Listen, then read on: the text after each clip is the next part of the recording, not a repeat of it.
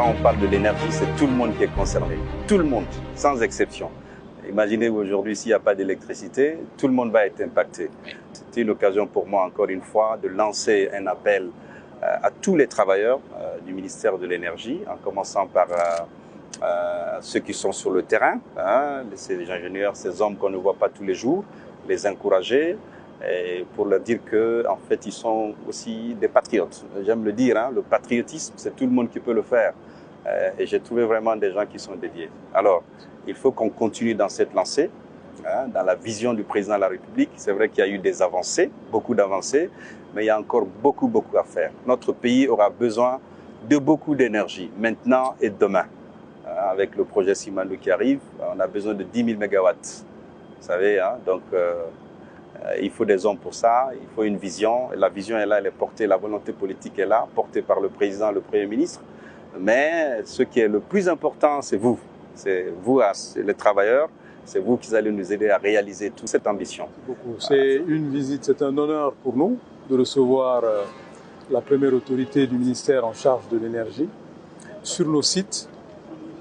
Vous vous rappelez que le ministre de l'Énergie nous a fait l'honneur de visiter notre siège à EDG et de rencontrer toutes les équipes de l'électricité de Guinée pour les encourager, les booster. Donc c'est un autre honneur qu'il nous fait aujourd'hui en venant sur nos sites de production. Comme vous le savez, lorsqu'on parle d'électricité, on parle d'abord de production. Et la production thermique représente une part importante dans notre parc de production. Nous visiter au niveau de Kaloum, au niveau de Kipé, mais aussi au niveau de la centrale T-Power Company à la tannerie, c'est un grand honneur et ça nous permet de comprendre que les enjeux sont importants et nous devons redoubler d'efforts. Comme il l'a rappelé, il y a beaucoup de choses qui sont faites, mais par rapport aux défis qui nous sont lancés, par rapport aux défis que nous avons aujourd'hui, nous avons encore beaucoup de choses à faire.